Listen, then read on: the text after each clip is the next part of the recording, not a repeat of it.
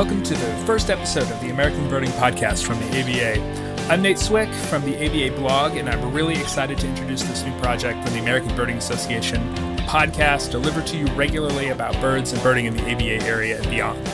At the ABA, we're fortunate to have so many friends and colleagues in the birding world, and just like you, we love talking about birds, so it's our intention to invite them here to talk about birding and let you listen in. And you'll certainly hear from ABA staff as well about what's going on in the organization.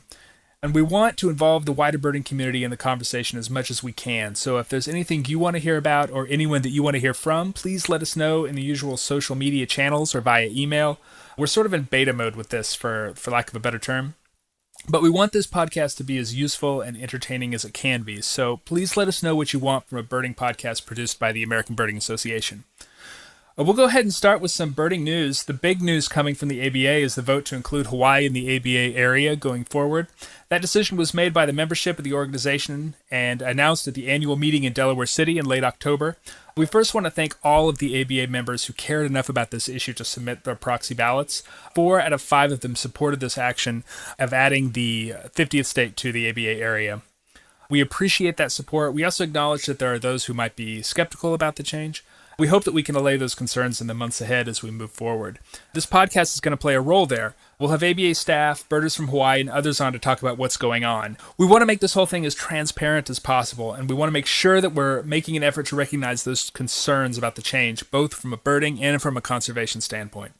To that end, I wrote a post on the ABA blog last week that answers some of those questions. The link to that post will be in the info here, so please hit us up there or on Facebook or Twitter if there's anything that you'd like to see addressed. Stay tuned for that in upcoming episodes. And that's kind of a nice segue to my first guest, Laura Kammermeier, who you probably know from our website, the Nature Travel Network. We talked about ecotourism, we talked about new destinations for birding, we talked about what birders look for when they're traveling, above and beyond the birds, of course. And all of this sort of relates to Hawaii in some way. You know, we want to encourage people to travel to Hawaii to appreciate the birds there, and we think adding Hawaii to the ABA area plays a big role in that. I think you're going to enjoy that. But first, here's this week's Rare Bird Alert.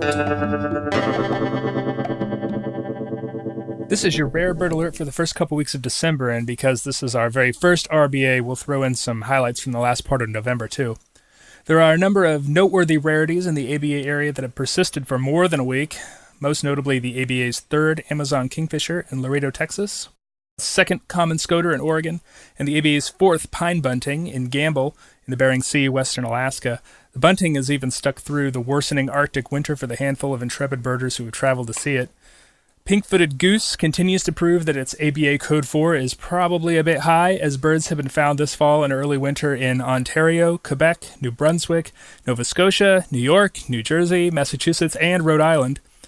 A common shelduck was found last week on the north shore of the St. Lawrence River in eastern Quebec. The species is not yet on the ABA checklist, but a couple notable sightings in Newfoundland and Massachusetts suggest that we're seeing a pattern of natural vagrancy for the species. 2015 Newfoundland bird was accepted by the Provincial Records Committee and will probably see action by the ABA committee in the coming year. In recent weeks, at least 5 states have seen first records, a lesser goldfinch in Virginia being the most recent, but the week before saw a first common crane for Oklahoma, a first Anna's hummingbird for Nebraska, a first Bohemian waxwing for Tennessee, and 2 firsts for Washington, a dusky-capped flycatcher and a blue grosbeak, both at Neah Bay and Clallam County. The District of Columbia records its first record of sandhill crane recently, which is maybe the most notable for the novelty of being the last jurisdiction, state, province, or territory in the ABA area to record the species for its list, and yes, that does include Hawaii. South Florida has been super hot lately, and in particular Miami-Dade County, which has seen no fewer than 3 individual western spindalis, 2 thick-billed vireos, and a Lasagras flycatcher in the last couple weeks. Other interesting trends we've seen in the last couple weeks include Couch's kingbird in the southeast. Both Louisiana and Mississippi have hosted individuals this fall, the 2nd record for the latter. Florida and Alabama both seem poised to find one next. Black-throated gray warbler has turned up a handful of times as well, with recent records for Massachusetts, Maryland, and Virginia, as well as one in Saskatchewan. Bullock's orioles have been found in both Maine and Michigan in the last 2 weeks. In the west, field sparrow has been seen both in British Columbia and Washington in the last couple weeks. South Carolina had a young snail kite, its 2nd record, spend one day near Greenville. The bird was wearing bands that placed its origin at a private mitigation wetland in Indian River County, Florida. And those are some recent highlights, but for a complete roundup of the rarity situation across the ABA area, be sure to check the ABA blog at blog.aba.org every Friday for all the rarities in the ABA area, or at least those rarities that people are reporting to their local listservs. You can also find real-time updates on all the good birds being seen across the U.S. and Canada at the ABA's Rare Bird Alert Facebook group, which you can find at facebook.com/groups/ABA Rare.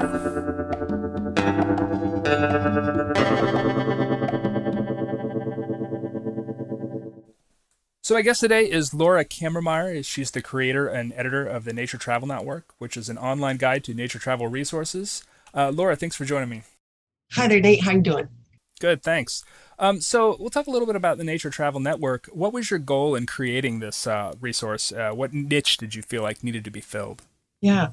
Well, I think that I often do things like this because I deal in information. I think the world of nature travel is there's so much information to know and to understand. And as a novice traveler back then, I felt that I didn't know much about these countries going in.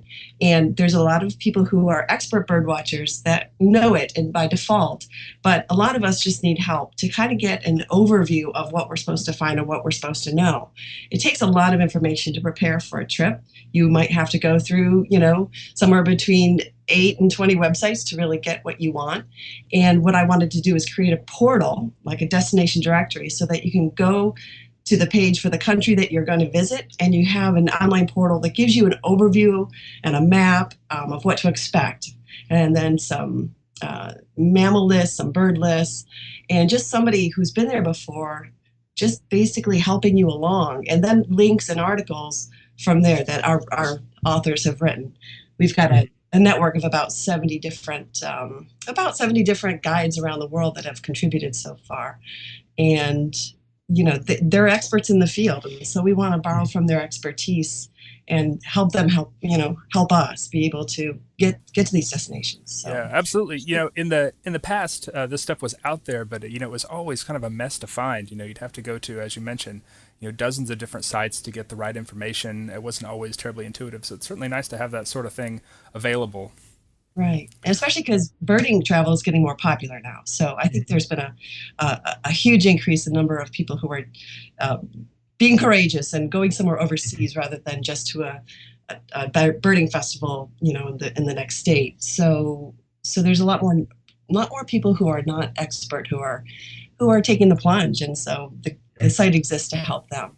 And certainly people that are interested in taking the plunge sort of on their own. It seems to me that in the past, a lot of this information was held by, guides and sort of the big tour companies. And increasingly, there are more homegrown guides looking to make a name for themselves in a lot of these international destinations, which is really great to have an opportunity for them to get their name out. Yeah, I've seen that too. Yeah. Mm-hmm. So what role do you see as a nature travel writer playing in promoting these sort of destinations? Mm-hmm. Well, the key to anything is making it known. If you want to have people get to a place and know it, they just need to be introduced to it. So I think just making the formal introduction to a place and talking about the experience and being a trusted voice who does that is really what we're all about. People knew me from my blogging before I decided to create Nature Travel Network. And so I had a certain voice. And what I do and what our writers do is kind of bring their voice here to say, hey, this is a safe place. This is an interesting place. This has great birding. This is what you might expect. I think when you make something known to somebody, to a novice, then they're much more willing to take that plunge. Mm-hmm. And there's certainly more destinations than ever looking to, establish this sort of ecotourism industry and promote economic development through nature tourism in their own countries.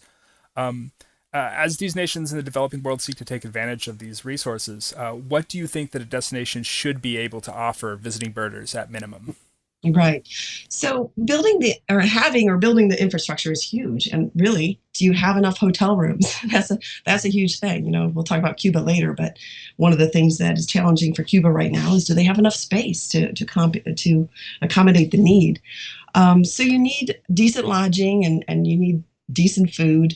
But you also need well-trained guides. And I think there are some places who are just starting to get into the birding thing, birding travel promotion that are kind of their guides are what we call world class yet. And so I think that every destination has to work on the quality of their guides and try to understand and then meet the expectations of Western travelers. Yeah. And, you know, Western travelers can be quite picky. You can be a lot more picky when you're a birder. You know, there's some people that are pretty inflexible about what they want and what they demand from their guides. And not necessarily that I believe that those kind of travelers should be, you know, accommodated every time. You really need to be flexible when you travel. This is a big, wide world. But you do have to do some basic things in terms of meeting their expectations for information, for example. You know, birders need information. We need to know some expectations about where we're going and where we're going to go next. And if plans change, then we need some communication back and forth about what is the next plan. So we can be flexible and we can be accommodating as long as we have information. I've noticed that's a big difference. And so that makes it hard for travelers in some areas to adapt. Yeah, I've certainly seen the same thing. One of the wonderful things about this using sort of developing these economic opportunities for these nations is that it also kind of dovetails in a lot of conservation, a lot of conservation interests. Do you see international travel as a tool for conservation? And how can travel writers bring these conservation stories to a wider audience? That's a great question. And absolutely. I mean, you know, I could give you at least three examples off the top of my head, because it seems this is really what's happening right now. Let's go back. The American Bird Conservancy has for several years had a conservation birding program, and what they've done is they've identified species at risk in certain areas, and they've working with partners on the ground who have reserves and have lodging, and they've identified various lodges across the world in the Americas where they're kind of promoting conservation birding. So a portion of the proceeds from that travel will go to support the preserve management or the habitat management. Somehow they're supporting the conservation that's going on the ground.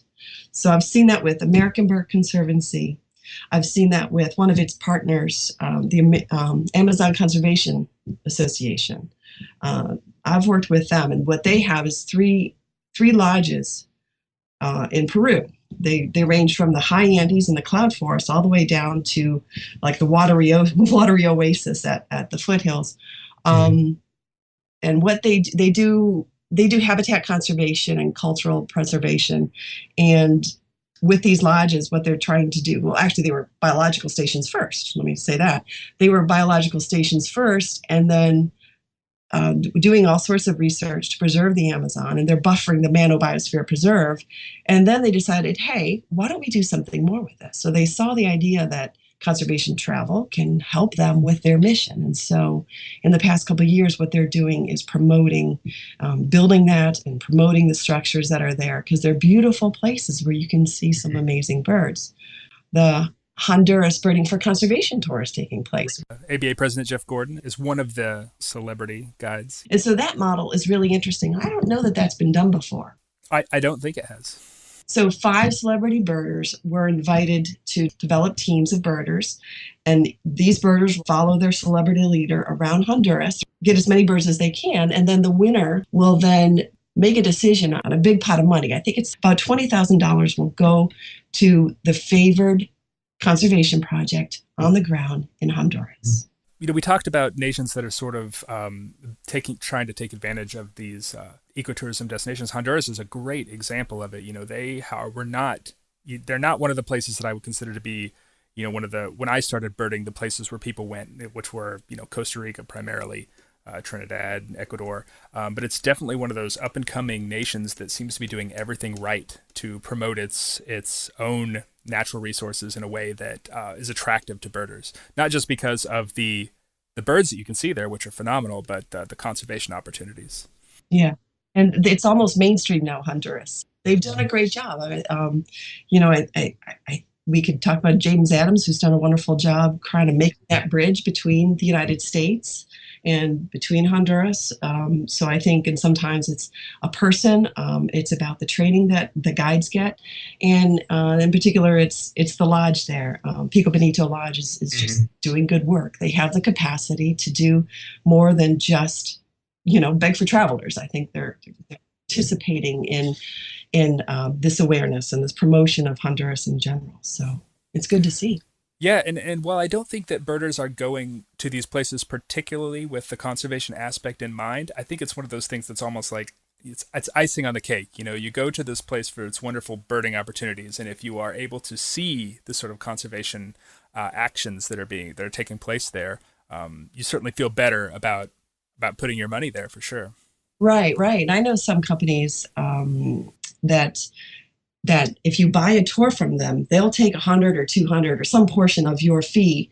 And this is just their business model. Their business model is to just shunt $100 to $200 off to a certain conservation project or organization. So, and oftentimes the ones that are that's a great key to sustainable travel. You know, there's a lot of facets to sustainable travel, but it's always about keeping your dollars in the location that you're visiting.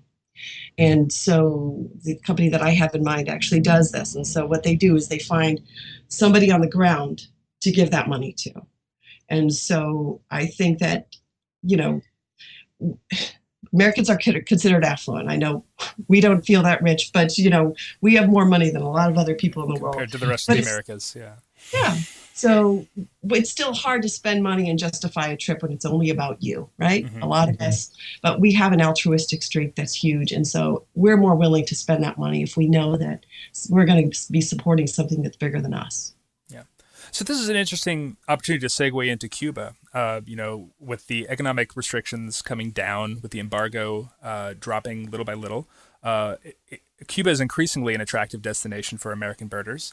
Opportunities for ecotourism there are increasing with every year. It seems like a lot of birders are going there. You have some experience traveling there earlier this year.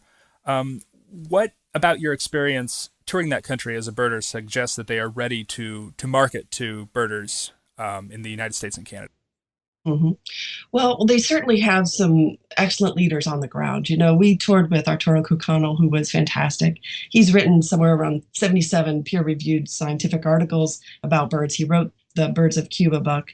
And there's a few other guides like him that are really ready and are doing these tours all the time, around the clock now, around the calendar. So they have good guiding. They probably need more support in the guiding to accommodate the demand. Arturo himself is working with his son now, so he's taught his son everything he knows, and so they're a team and they're partners. I think that there's some challenges that they need to address, and of course, lodging is one. They're going to have to improve the number of lodges if they're going to accommodate groups. Let me just break for a second here. There's another way to travel in Cuba. If you're going it alone, you really want to consider something that's called a casa particular. And what that is basically like a bed and breakfast, although you might get dinner out of it too. And these are small individual homes where, although private enterprise is not allowed in Cuba, for some reason, casa particulars, people are allowed to sell rooms out of their houses. And some of these are absolutely wonderful. And to meet the Cuban people is so special. We had one of the best nights of our lives when we went to dinner at a casa particular. We spent all night dancing. They brought in their special friends who played traditional music for us for about 4 hours. It was just an amazing night. And it really made us feel so connected to, you know, and it was just a very special moment.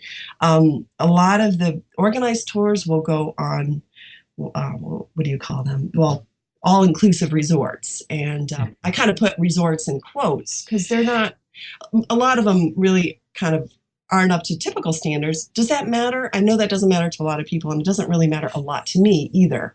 But in terms of the range of expectations that Western travelers have. Right. It seems as though birders are generally more forgiving of those sorts of things. But, you know, more non-nature oriented travelers, it's hard to say. Yeah. See, in Cuba, a lot of the hotels, if not all of them, are owned by the government. And so you have to, getting permission to stay in the hotels, and while the government sort of does this shell game of who's going to stay where, it has to happen behind the scenes. So there's a lot of work in securing lodging in advance. And sometimes the government has the authority to kind of, some other group that's better than you. Or we did see one person on our tour, one couple on our tour that was booted out because the lodge was full. They got in late and the lodge was full, and they had to go somewhere down the road to a Casa Particular. It actually worked out wonderfully for them. I just felt bad because they got in around 10 p.m. after a 40-hour trip. And so things were they were stressed by that. As you're saying, flexibility is an advantage. Yes, or having flexibility. Flexibility. So I think there's going to be more there, but it's also sad, just to say, oh, well, we need more hotels because what's going to happen for that. Right. Well, I was going to ask, are there any potential negative consequences to encouraging ecotourism in these sensitive regions? Yeah. And that would obviously be one. Absolutely. Habitat destruction from, putting up things to support foreign birders. So I don't know what's going on behind the scenes in terms of the development, but we really need, as travelers with the means and the education, to say, hey, sustainable travel matters to us. We care how you do things. And so if you're going to, if you're going to destroy 100 acres on the Keys because you think that we need, luxury to come and enjoy your beautiful country, which is so authentic, then we don't support that. We want to see somebody who, if we see some sort of development, we want it to be in concert with the authenticity of your culture, but also we want to see it in with respect to the wildlife and the beautiful nature and scenic values that it already has. Yeah. So are you going to be writing about Cuba on the Nature Travel Network? Yeah, we've got a few things up already. We've got a 10 things you should know about traveling to Cuba, and that was a guest post by Jean Hornicki of JB Journeys. So that goes through some of the logistical things about tipping and the legal travel, the paperwork. I also interviewed Arturo, which gives us a lot of good information. You can go there for things like when is the best time to visit, what are Cuba's 28 endemic species, which ones are you most likely to see, and what are the major biodiversity areas. So you'll get some really good birding background from that. Yeah, we'll be sure to have a link to that on the when we publish this podcast. So thanks, Laura, for joining me. Once again, Laura Kammermeier is the creator and editor of Nature Travel Network. You can find that at naturetravelnetwork.com. Thanks, Laura. All right. Thank you so much, Nate. Take care.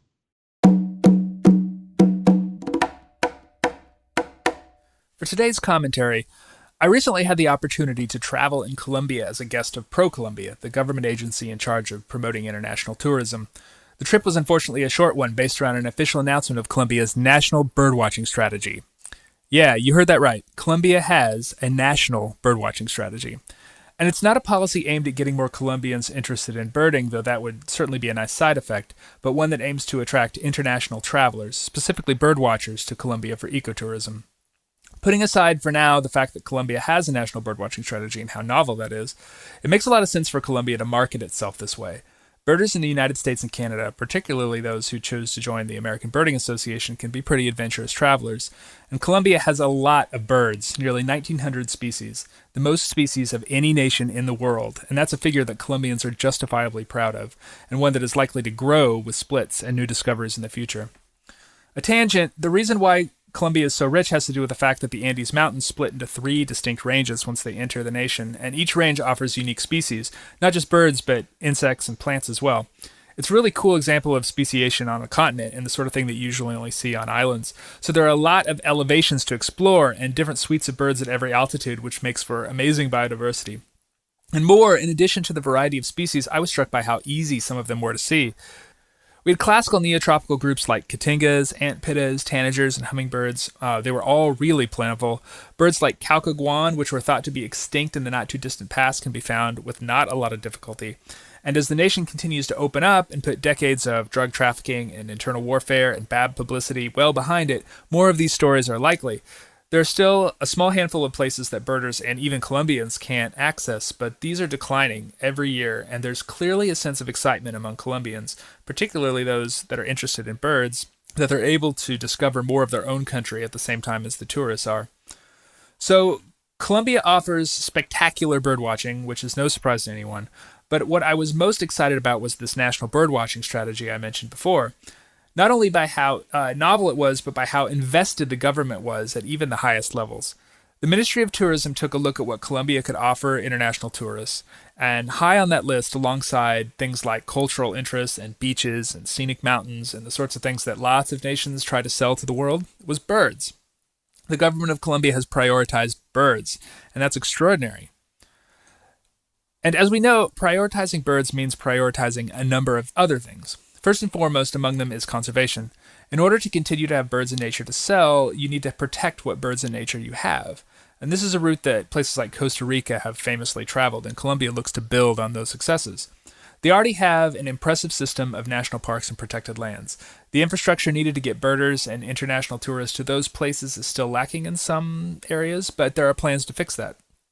There are also plans to build a community of bird guides in the nation, well-versed in biodiversity and fluent in English, importantly enough.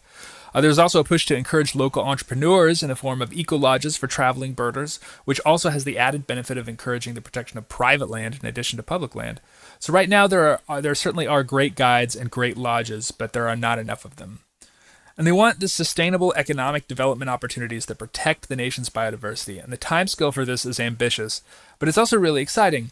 I was speaking to our guide, a young guy named Yohani Gaviria, who is really into nature and birds and whose English is impeccable, about this, and there was a real sense of enthusiasm about living in a nation at a time when you feel like you can get in on the ground floor.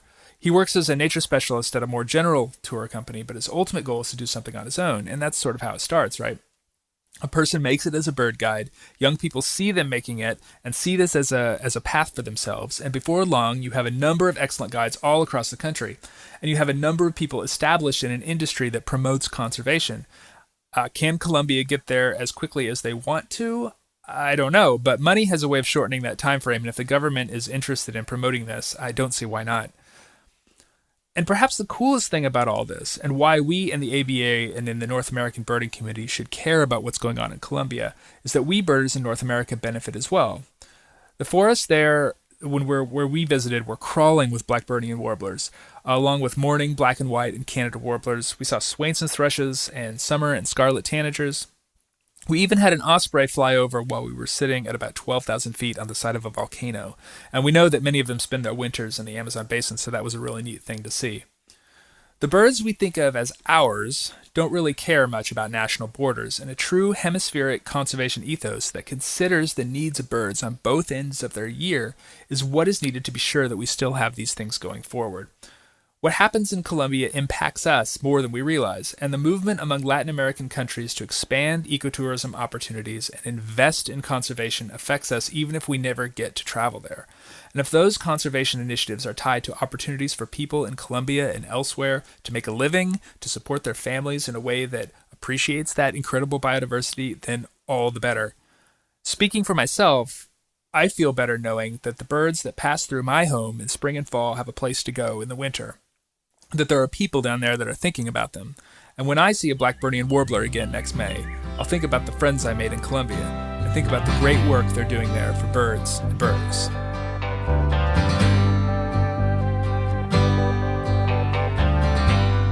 The American Birding Podcast is brought to you by the American Birding Association. President of the ABA and executive producer of the American Birding Podcast is Jeff Gordon. Technical production is by John Lowry, whose band, The Hangabouts, also wrote and performed our theme music. You can find the American Birding Association at www.aba.org, and also on Facebook at facebook.com/birders and on Twitter @ABA. I'm Nate Swick. Thanks for listening. I'll see you next time.